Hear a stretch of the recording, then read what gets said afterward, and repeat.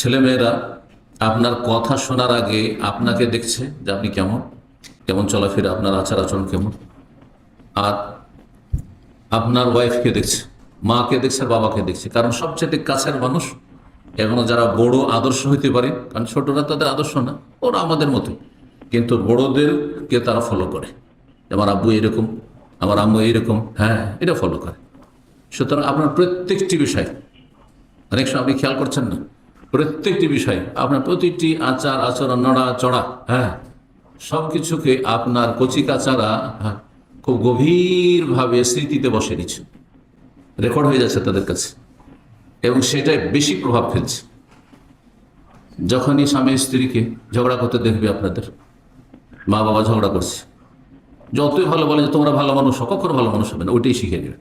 যখন দেখবে যে আমার মা বাঁকা চললে আমার বাবা মার দিচ্ছে, অথবা অকথ্য ভাষায় গাল দিচ্ছে, বকাবকি করেছে, ওটাই শিখবে।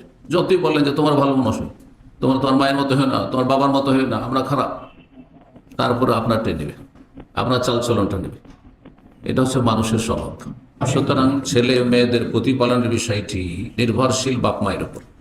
বাপ মা যত বেশি ভালো হবে সব ক্ষেত্রে, শুধু আচার আচরণ নয়, এটা তো সীমিত কথা, তার আগে আকীদার বিষয়।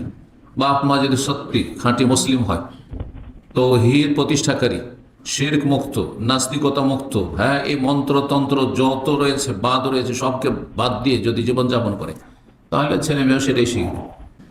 তো এই জন্য আকীদার ক্ষেত্রে আপনাকে আদর্শ হইতে হবে, ইবাদত বন্দেগীর ক্ষেত্রে আদর্শ হইতে হবে।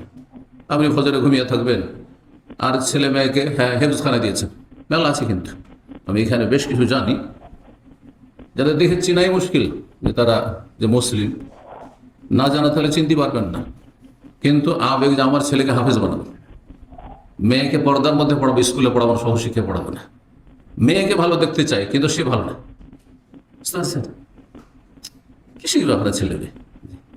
যখন দেখবে যে আমার, হ্যাঁ, এই জন্য অনেক মাদ্রাসার ছেলেরা আধা নামাজি বেনামাজি, মাদ্রাসায় গেলে চাপের মুখে নামাজি, বাড়ি আসে নামাজ ছেড়ে দেয়।